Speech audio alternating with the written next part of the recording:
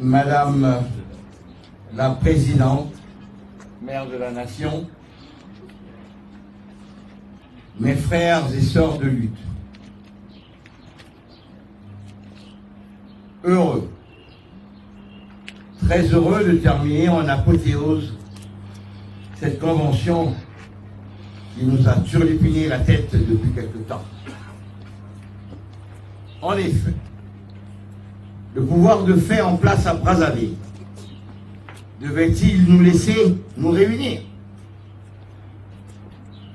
Ne disposons pas du trésor public?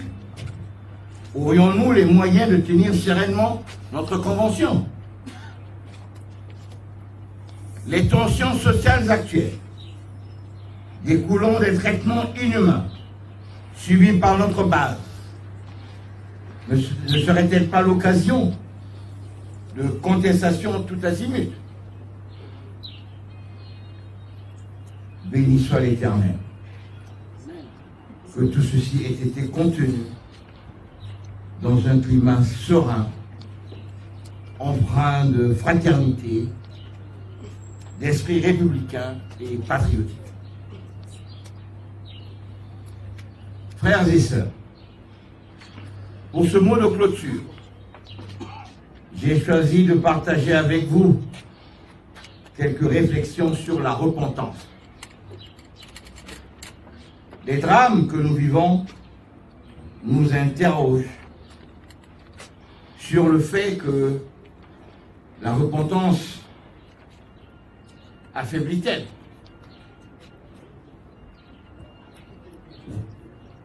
Il nous faut trouver une repentance qui, sans tomber dans le piège, permette de vivre la miséricorde et de construire un véritable esprit d'une relation fraternelle. Une juste repentance, selon une philosophie de la liberté et une juste christologie, nous rendent plus forts. L'Évangile nous démontre que demander parfois pardon fait partie de l'autorité du chef. Que la repentance nous met nous-mêmes devant notre liberté, remet l'autre devant sa responsabilité, recrée la fraternité comme l'action et finalement, elle ouvre à une vraie connaissance de soi, indispensable à l'action et en particulier à la victoire. Posons-nous d'abord le principe. Dans la repentance, il s'agit que je reconnaisse mes fautes et celles de ma communauté afin de retrouver la liberté et mieux cerner la responsabilité d'autrui. Il ne s'agit pas, surtout pas, de déresponsabiliser l'autre. Le pardon est un acte de Dieu. David, le grand roi, le vainqueur, qui a battu Goliath et les Philistins, aimait demander pardon. Le cas où, lorsque David a ressenti son peuple comme un cadeau de Dieu, il demandait pardon et l'ange exterminateur a cessé d'exterminer son peuple. Et du coup, David a sauvé son peuple. L'idée que pour être fort, il faille surtout ne pas regretter ses actes est païenne. Seul celui qui sait demander pardon de ses fautes est digne d'être chef. Rappelons-nous de Kennedy, après le désastre de la baie de Cochon. Je suis venu pour faire mentir l'adage qui dit que la victoire a un père, mais que la défaite est orpheline. Autrement dit, Kennedy a revendiqué devant son peuple la responsabilité du désastre. Un chef incapable de reconnaître ses erreurs n'est pas capable de les corriger. Il ne peut pas rectifier la route qu'il a prise. Il ne reconnaît pas ses hommes. En ne reconnaissant pas sa faute, et conduit ses subordonnés à ne pas se plier à des valeurs comme la vérité ou la justice, mais qu'à lui-même.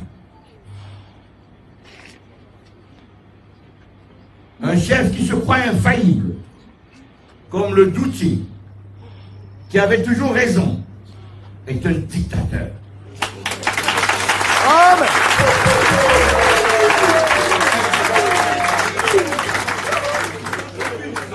Un tyran. Il blâme ses subordonnés pour ses erreurs. Staline a dévasté la Russie.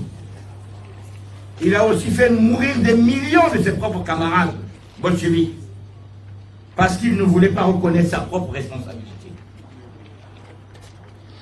La repentance du chef, quand elle est juste, ne dispense pas ses subordonnés de leur propre examen de conscience. En particulier en démocratie. Michel Rocard disait qu'en démocratie, je n'ai pas le droit de dire que les chefs sont nuls. En démocratie, on a les chefs que l'on mérite. Ils sont mes chefs. J'ai la responsabilité d'en chercher les meilleurs à la prochaine élection. Et aussi à les reconnaître comme les miens. L'insulter, c'est m'insulter moi-même. Ainsi, quand je me redécouvre responsable de mon chef, je me redécouvre d'en forger d'autres par la militance, la réflexion, le vote, le lobbying et autres moyens bien démocratiques, et le recours à la violence qui revient en force aujourd'hui au Congo, au moment même où nous parlons, est une crise de responsabilité.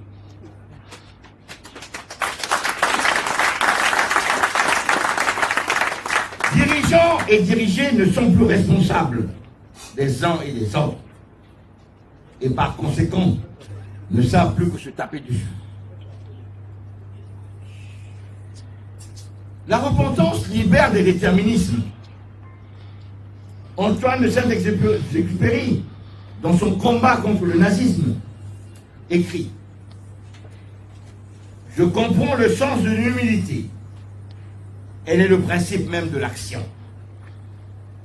Si on a l'intention de m'en absoudre, j'excuse mes malheurs par la trahison. Je me soumets donc à la trahison. Mais si je prends ma faute en charge, je revendique mon pouvoir d'homme. » Il refuse ainsi de nommer un autre responsable que lui-même. Au lieu de vitupérer sans cesse contre ses ennemis, il nous faut donc regarder en quoi notre responsabilité d'opposant consiste à construire ici et maintenant une société congolaise libre et prospère. L'avenir du Congo ne se joue pas ailleurs, mais ici, au Congo et maintenant. Quand nous aurons appris tous à redécouvrir une logique d'intégration sociale avec une laïcité positive, nous serions plus forts. Et pour cela, il nous faut mener un examen de conscience de nos échecs. La repentance évite de commettre sans cesse les mêmes erreurs. Le pardon permet au passé de devenir passé. La repentance renforce aussi celui qui a demandé pardon. L'absence de repentance nous affaiblit. Demander pardon à l'autre, cela lui permet à lui aussi de demander pardon à son tour. Celui qui a pour un moment dominé reconnaît ipso facto sa faute. Et ipso facto, celui qui a été impressionné par son agresseur est renvoyé à sa conscience. Le processus de repentance est donc indispensable à la restauration d'une autorité face à des crimes qui, eux, nous ont divisés. Et nous diviserons tant, et nous ne les regarderons pas tous en face. Notre société sera bien plus forte quand elle aura reconstruit cette fraternité. L'orgueil a fait tomber plus d'un empire qui se croyait invulnérable. La repentance rend plus fort et demander pardon est un acte divin. Je vous remercie.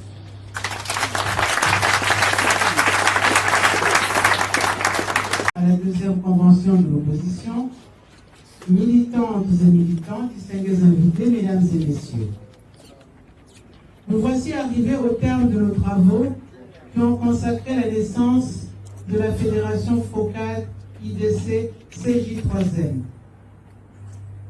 Les premiers mots pour cette allocution de culture vont à l'endroit de tous ceux qui se sont dépensés sans compter pour que les travaux de la deuxième convention de l'opposition soient une réussite, et elle l'est.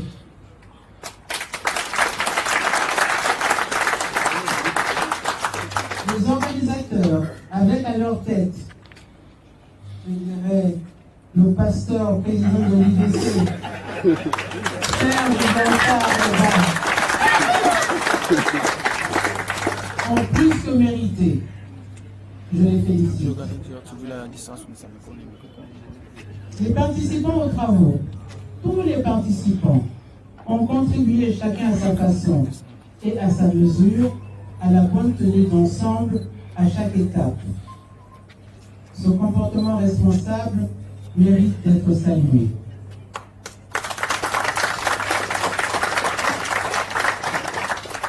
Je réserve mes compliments les plus déférents aux dirigeants des trois plateformes, FOCAD, IDC, CJ3M, qui ont fait acte de courage et d'engagement politique à l'occasion de la tenue de la présente convention. Acte de courage d'abord, parce que pour s'unir à l'autre, pour réaliser des objectifs communs, c'est reconnaître la difficulté de réussir seul. Cet acte de courage est un acte d'humilité un peu plus vertueux.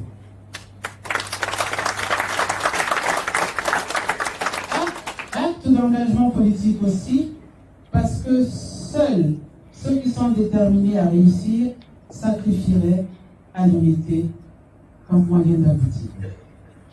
Mesdames et messieurs, faire l'unité des forces de l'opposition du Congo était une nécessité impérieuse.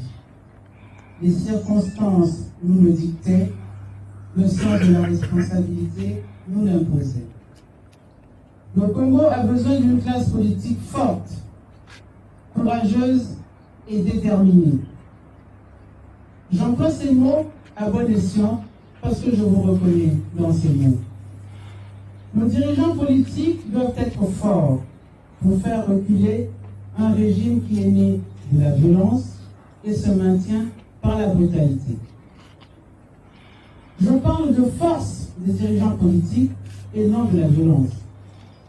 La force ici réfère à la puissance de décision de l'être humain, à sa capacité de vouloir avec acharnement et d'aller au bout de sa volonté.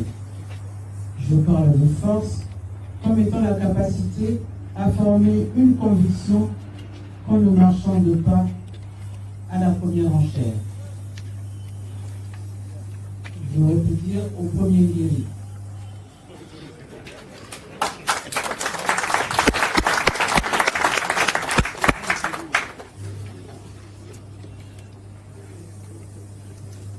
Mesdames et messieurs, le courage qu'il nous faut, c'est celui de regarder les choses comme elles sont et non comme nous voudrions qu'elles soient. Parce que nous faisons face à la réalité et non à l'idéal. Nous devons nous attaquer à cette réalité telle qu'elle se présente à nous. Quelle est cette réalité depuis plus d'un an dans notre pays? Notre quotidien est fait de crimes de tout genre et de tous les vices érigés en vertu publique. Nous assistons chaque jour au démantèlement de l'État et à son remplacement par une organisation criminelle. Les faits sont têtus. Ils ont achevé de convaincre ceux qui se refusaient à voir cette réalité. Nous ne pourrons pas faire la politique dans le contexte actuel avec des attitudes adaptées à une autre réalité, celle de 1992 par exemple, en pleine démocratie naissante. Le courage consiste donc à faire un choix éclairé. Soit nous reconnaissons la réalité à laquelle il faut s'attaquer et nous acceptons d'en payer le prix, soit encore nous assumons le fait de ne pas être à la hauteur des exigences de ce combat et nous prenons le courage de quitter le bateau. C'est aussi un courage que de dire la vérité sur sa capacité, ne pas se tromper soi-même et ne pas tromper les autres avec soi. Rester dans le bateau pour simplement exister dans la masse et se défiler des moments décisifs, c'est hideux. Nous voulons des responsables, dirigeants politiques responsables. Le courage est le premier acte de responsabilité dans ce contexte hostile. Plusieurs de nos compagnons de lutte sont dans des situations particulièrement difficiles au moment où nous sommes ici réunis. Il leur suffirait d'abdiquer leurs convictions pour que leur situation change. Aux dernières nouvelles, ils sont fermes dans leur engagement. Nous ne pourrons pas nous permettre une autre attitude. C'est encore le courage, et toujours le courage. Le courage également, celui de vous, militantes et militants de la démocratie, qui avez fait montre de courage pour venir en ces lieux, insuffler votre force et votre énergie aux responsables politiques de votre fédération qui vient de naître. Mesdames et messieurs, je suis profondément honoré de la confiance que vous avez placée en ma modeste personne. Cette confiance épouse celle que le peuple congolais tout entier a placée en nous tous. Nous avons tous à nous en montrer dignes. Pour ma part, ensemble, avec tous les compagnons avec lesquels nous assumerons ces responsabilités, je mettrai un point d'honneur à ce que notre lutte ne recule pas. Face à un pouvoir qui pratique l'apartheid ethnique, on n'a pas d'autre choix que la lutte. Face à un pouvoir qui règne par le crime, il ne peut y avoir complaisance. Face à un pouvoir qui ne s'impose aucune limite, le devoir des patriotes est de le réprimer à aucun sacrifice pour y mettre fin. Mesdames et messieurs, certains de nos militants se sont découragés parce qu'ils ne voient aucune action venir. Ils voient la situation stagner et ils s'interrogent. La communauté internationale nous regarde sans comprendre notre passivité, car il ne viendrait à l'esprit de personne, sous des cieux où l'on respecte l'humain, de s'accommoder des actes du régime de Brazzaville.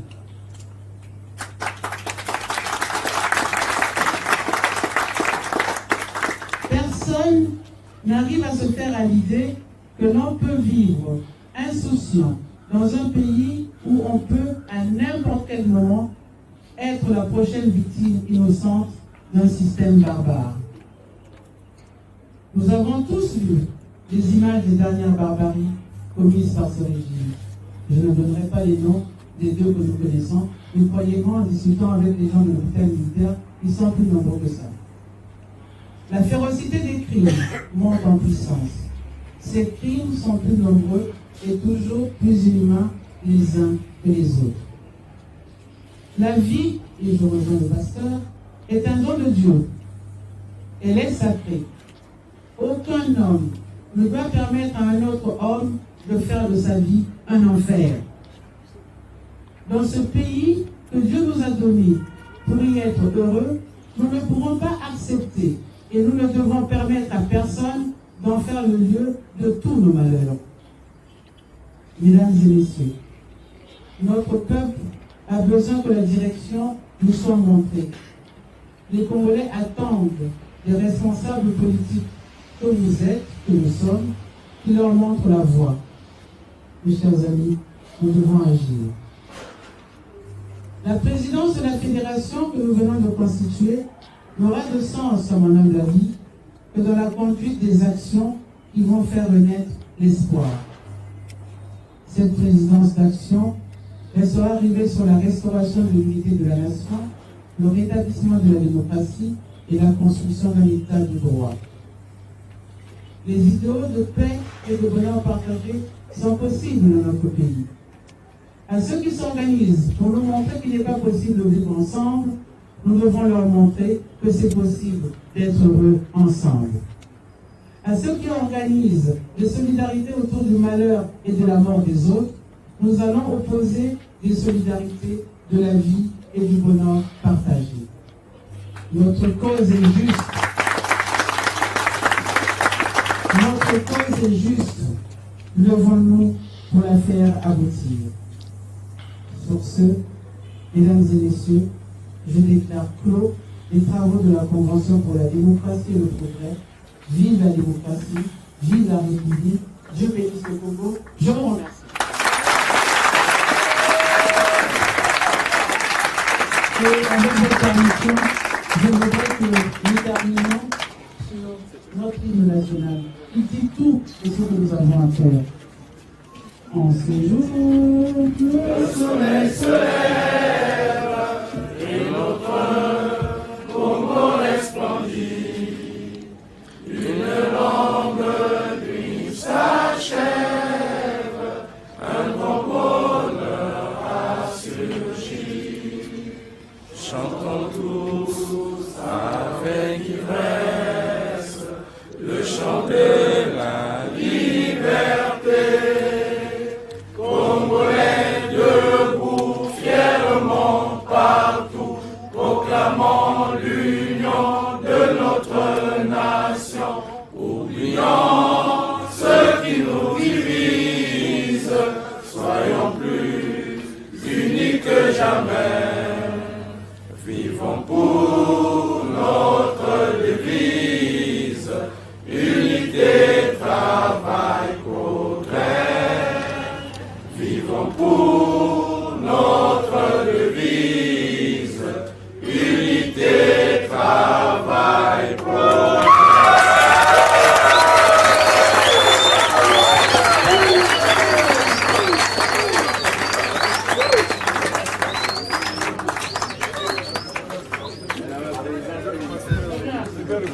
Du 13, 14, 15, 16 décembre 2016, Brazzaville. Convoqué par décision numéro 002/CO-FROCAD-IDC-CJ3M du 11 décembre 2016, la deuxième convention de l'opposition congolaise s'est tenue à Brazzaville les 13, 14, 15 et 16 décembre 2016 au siège du Mouvement pour la solidarité et le développement MSD en sigle. Les 163 délégués de la deuxième convention de l'opposition, dont les noms et prénoms figurent dans un acte, provenaient de 3 groupements politiques, à savoir le Front pour le respect de l'ordre constitutionnel et l'alternance démocratique FROCAD, l'Initiative pour la démocratie au Congo IDC et la composante Jean-Marie Michel Mokoko en sigle CJ3M. La deuxième convention s'est déroulée en 4 jours selon le programme ci-après. 1. Cérémonie d'ouverture et mise en place du bureau d'âge. 2. Travaux en commission. 3. Travaux en plénière. 4. Cérémonie de clôture. Grand 1. De la cérémonie d'ouverture. La cérémonie d'ouverture qui a eu lieu le mardi 13 décembre 2016 a enregistré les allocutions suivantes. Le mot de bienvenue de M. Charles Zachary Boao, président du bureau de la coordination issu de la première convention de l'opposition. L'allocution de M. René Serge Blanchard-Aubard, président de l'IDC, président du comité préparatoire de la deuxième convention de l'opposition. Le message du candidat Jean-Marie Michel Mokoko, lu par le professeur Albert Makitambama. Le message du candidat André Okombi Salissa, lu par maître Jean-Baptiste Bouboutou. Le message de la candidate Claudine Munari en guise de discours d'ouverture de la deuxième convention de l'opposition congolaise. Tous ces discours et messages, la composition du bureau d'âge et les instances des travaux sont publiés en intégralité dans les actes de la deuxième convention. Grand 2. Du déroulement des travaux de la convention. Au cours de la première séance plénière qui a suivi l'ouverture officielle de la deuxième convention, le bureau d'âge a procédé à la vérification des mandats, l'adoption du règlement intérieur, la mise en place des instances de la deuxième convention de l'opposition congolaise, à savoir présidium, secrétariat et police des travaux. Par la suite, la première plénière de la deuxième convention a procédé à l'adoption du projet d'ordre du jour et à l'audition du rapport moral de la coordination sortante, dont le contenu a été transmis aux commissions de travail après quelques avis et contributions des participants. De la vérification des présences. La vérification des présences a donné les résultats ci-après. Désignation, FROCAD, nombre d'inscrits 54, présents 54, excusez 0. IDC, nombre d'inscrits 55, présents 55, excusez 0. CJ3M, nombre d'inscrits 54, présents 50, excusez 4. Total 163, nombre d'inscrits, présents 159, excusez 4. Le quorum étant largement atteint, la convention a pu siéger et délibérer en toute légalité, régularité et souveraineté. De l'adoption du règlement intérieur des travaux. Le règlement intérieur des travaux adopté en plénière figure dans un acte de la deuxième convention. De la mise en place des instances de la deuxième convention. La composition des instances de la deuxième convention mise en place par le bureau d'âge figure dans un acte. De l'adoption du projet d'ordre du jour. L'ordre du jour adopté en plénière figure dans un acte de la convention. De la mise en place des commissions. Les listes nominatives des membres des 3 commissions de travail, à savoir bilan et stratégie, structuration et organigramme de la fédération, document final, acte et déclaration figurent dans les actes de la deuxième convention. Grand 3. Des travaux en plénière. Après un riche et cordial échange tenu dans un esprit de convivialité républicaine, la deuxième plénière de la deuxième convention a adopté successivement les rapports des 3 commissions de travail précitées. Le bilan et la stratégie générale de la fédération FROCAD, IDC, CJ3M, proposée par la première commission et adoptée par la deuxième convention demeurent des documents à usage interne. La structure et l'organigramme de la fédération initiée par la deuxième commission et adoptée par la deuxième convention feront l'objet d'une large diffusion. Cette structure organisationnelle de la fédération prévoit 2 organes délibérants, à savoir la convention qui se tiendra tous les 3 ans et le bureau fédéral qui délibère dans cet intervalle de temps, un organe exécutif composé du président de la fédération, de 2 vice-présidents et de 8 pôles d'activité supervisant des départements techniques, un organe de suivi, de contrôle et d'évaluation. La deuxième commission a fait adopter une motion de soutien à messieurs Jean-Marie Michel Mokoko et André Okondi Salissa et une déclaration de la jeunesse. Les documents finaux suivants, initiés par la 3e commission et adoptés par la 2e convention, ont été rendus publics. Il s'agit de la charte de l'unité de l'opposition congolaise qui crée la fédération FROCAD IDC CJ3M et fixe son mode de fonctionnement. L'appel au peuple congolais qui félicite notamment les Congolais de l'intérieur et de l'extérieur de notre pays pour leur mobilisation effective au grand tournant de l'histoire du Congo et pour les combats politiques à court, moyen et long terme. L'appel à la communauté internationale qui témoigne de la reconnaissance du peuple congolais, aux institutions internationales et aux pays qui le soutiennent dans sa lutte pacifique pour la démocratie et l'alternance démocratique. La déclaration sur la situation socio-culturelle résultant du coup d'État anticonstitutionnel et du hold-up électoral qui ont considérablement détérioré le climat politique du Congo, soumis au diktat d'un pouvoir autoproclamé qui fait la sourde oreille aux vertus d'un dialogue national politique inclusif en présence de la communauté internationale.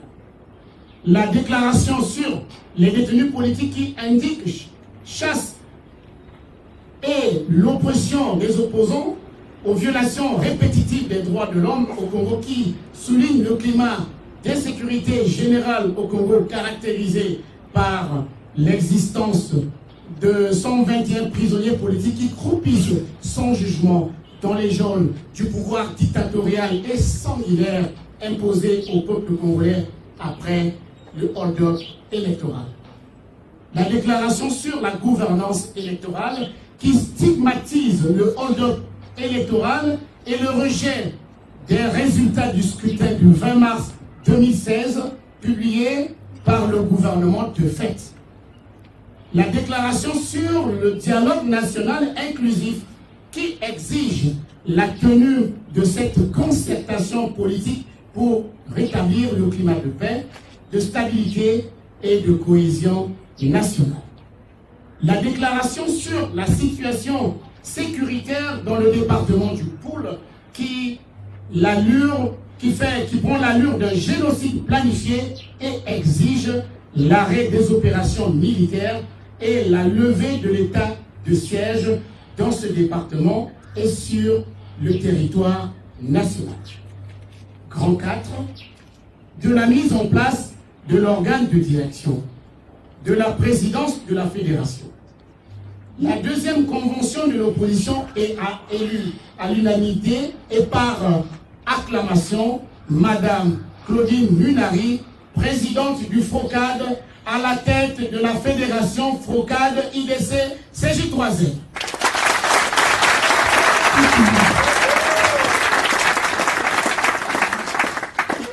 La présidence de la fédération se présente ainsi qu'il suit.